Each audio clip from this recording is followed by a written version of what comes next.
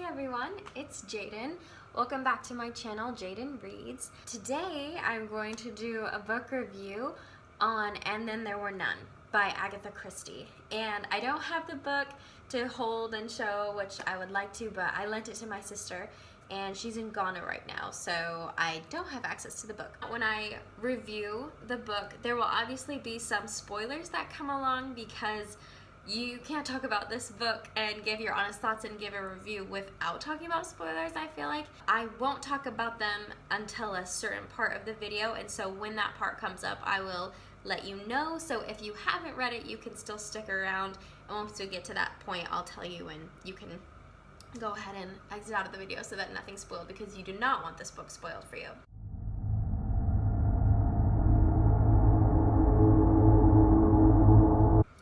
So as I said in my previous video, I just recently got married, and it's May right now, so we're just kind of getting into the warmer weather, and it's been a lot colder, and I'm from a place where it snows a lot and I hate the snow.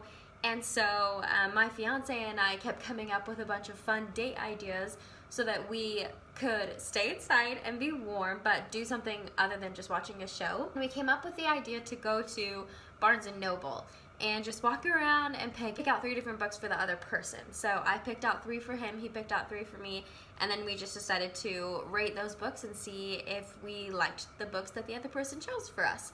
And one of the books that my fiance happened to choose for me was And Then There Were None. And I had heard of Agatha Christie before. Of course, I don't know who hasn't heard of Agatha Christie, but I never read any of her works. And I had just recently gotten into true crime, like I love BuzzFeed Unsolved.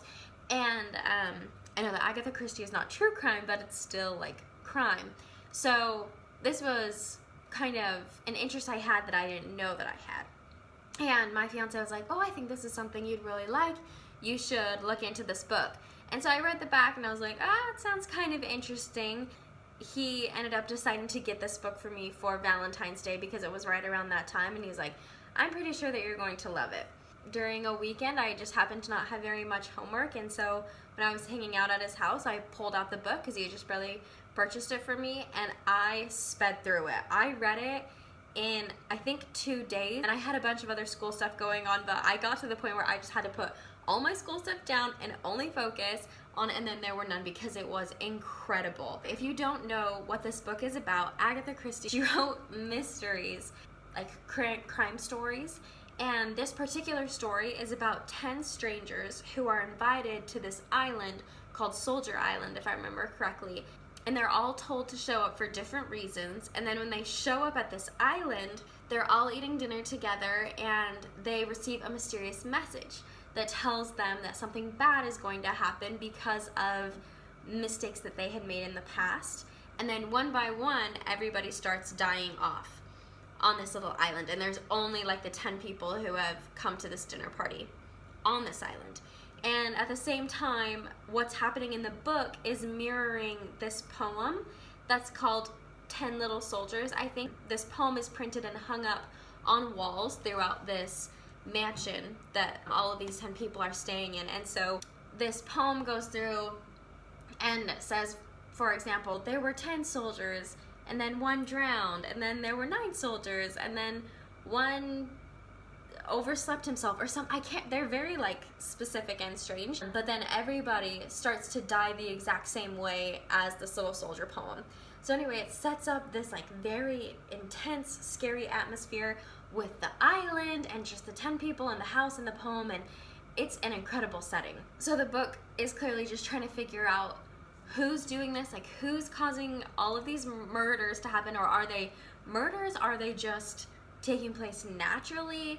Is one person causing them? Is it a team? Are they all going to die? Like there's just so much that's on the line and you have no idea what's going to happen, which just makes this book so much fun to read. But as I was saying earlier, I was just blown out of the water by Agatha Christie's ability to write. I think in the edition that I purchased, there's like, it's either the prologue or the epilogue.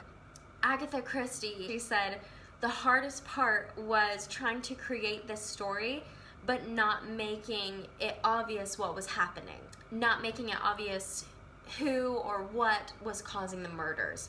And I remember I read it at the beginning and I thought like, yeah, I'm sure that was tough, but I'm sure that I'm going to be able to figure it out, because with most mystery novels, you can figure things out very early on in the book. But that book, I was blown away. I could not figure it out. And I will say, I don't think that you can figure the mystery out without the information that she gives you at the end. I don't, maybe someone's smarter than me, but I don't see a foreseeable way to figure that out until she tells you the answer.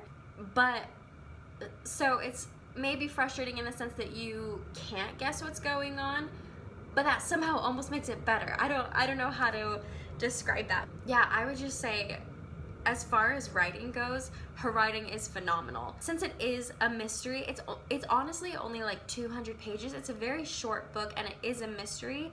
So it's fairly fast-paced, and it's definitely not character-driven at all. And the characters and their backgrounds are important to helping the reader understand the entire story, but we really aren't looking for character development. I mean, there's only so much development that can happen when characters are dying one by one. So it's much more plot-driven than character-driven. And so I'm not saying her writing is phenomenal and that like you get to see these characters and grow and love them. I just mean her ability to create this little space and just make it seem so real, and to just completely wrap you up into it right from the beginning. I will say maybe the first chapter or so is a little slow because she's just trying to introduce everybody, but once you get past that, you are just so wrapped into the story. You just have to know what's happening, and I think it's incredible that she can do that right from the get-go, especially with not building up the characters as much. And another thing I really loved about her writing is that her writing made it obvious that this island was slowly getting more and more claustrophobic, that people were getting upset, that there was a lot of tension, that it was a very scary place to be, but she didn't have to use those words. And what I mean by that is I read another kind of similar novel recently that had to do with a small space and a killer, and the author repeatedly said, oh, it was so claustrophobic, it was such a tight space, it was all these different things, which for me was just overkill, because it was like, I already know, like from the setting you've described, I get that it's a small place, so you don't need to keep reinforcing that by literally telling me that it's a claustrophobic space. But Agatha Christie did not need to tell me it was claustrophobic in so many words. Her description let me know that it was claustrophobic. And I don't know if that makes sense, but I just thought it was so amazing the way that she was able to do it. Just the way that she described this island and described the characters and described the situation. You knew it was tense. You knew that people wanted to get off this island. It was extremely obvious. I have a lot of other thoughts, but unfortunately they're going to involve spoilers, so if you haven't read the book yet, I would highly recommend stopping the video here, and if you have, let's keep going.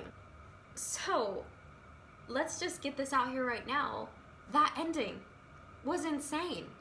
I did not see that coming. So that we're all on the same page, the lawyer was the one who murdered everybody.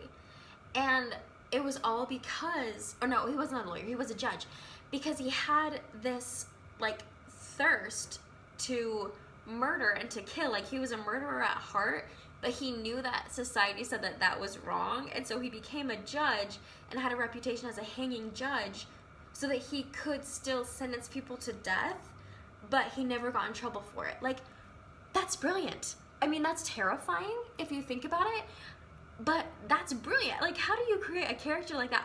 That's what I mean when I said earlier, I don't know how you ever would have thought of that if you were just reading through the book, like, especially because we thought that he was dead. You just have to be so twisted, I feel like, to, you know, to invite all of these people to an island, people that you've investigated, people that you don't personally know, and invite them to this island and then set up all these different ways for them to die according to this poem. Like, what a fascination with death you must have. That character just all of a sudden became so complex once we knew that he was the murderer. Just the fact that he like had this drive, he wanted to be a murderer, but he didn't want to get caught or do it in a way that was illegal. Like, maybe somehow he thought that his way was okay. Like, that is just so complex, and I loved it. And I know that I don't really have intelligent thoughts about this, but nobody that I know has read this book, and when I read that ending, I needed to talk to somebody, and nobody will read it and talk to me, and so I just have to get that out there. Wow, like, how did she do that? How did she think of that? I don't know. It scares me a little that she had that idea. That does kind of scare me about crime books. It's like, ooh, this is like such an exciting scenario, but the author had to think of it, which means that somebody is thinking creepy thoughts. So going back to how amazing of a writer Agatha Christie is, something that I personally loved about this story was that each of these people who were on Soldier Island could be considered murderers, I guess. They had all caused death. Some of them were intentional, some of them were unintentional, but all of them had caused death in some way. Agatha Christie was able to create 10 different characters who caused deaths in 10 different ways, but these, at least in my eyes, did not seem forced. When the loudspeaker came on and said that they were all killers, I was like, oh, there's no way. Like, Vera, Philip, they can't all have been killers, and they didn't all directly kill someone, but it just was so crazy how she had every single character connected with and kind of guilty for someone else's death, and it was so interesting to watch the way that she had them react to that. Like, I think her name, I read this book like 2 months ago or something, but I think her name was Emily, the older lady, how she just took no responsibility for the death of her maid. I thought that was so interesting, whereas someone like Vera, she tries to deny that she has any responsibility over the death of this little boy, but then eventually admits, like, yes, that was my fault. But yeah, it was just so crazy to me that there's 10 different characters here, and they're all being accused of murder by this loudspeaker, but they've all committed murder in such obscure ways that the law can't pin them down, which is why this judge wanted to go after them. I think that maybe some of them deserve to be treated as murderers and some of them do not, and it's all so completely gray, which is something that I love. As a psychology major, I love the gray way more than the black and white. I think it's fascinating, and I think it's fascinating how Agatha Christie was able to bring us all together in this novel. And this is the only novel I've read of hers, and I was just completely blown away by her, and so I definitely have plans to read some more Agatha Christie, because if she can pull this off with one novel, like, I can't wait to see what she can do with all of her other novels. So I absolutely love this book. I gave it a 4.5 out of 5 stars. I didn't want to give it 5 stars because I feel like I want to reserve the pinnacle 5 for like my favorite books, and then there were none as very good, just because it has like very good twists, but I wouldn't say that it's, you know, in the top 5. I will try to read some more Agatha Christie this summer, so if you have any good recommendations of Agatha Christie books, ones I should check out, an order I should do them in, if I should do Poirot before Miss Marple, any kind of suggestions like that, let me know down in the comments below, because I'm so excited to get my hands on more Agatha Christie novels. And thank you all for reading and discussing with me, and I hope that I'll see you later.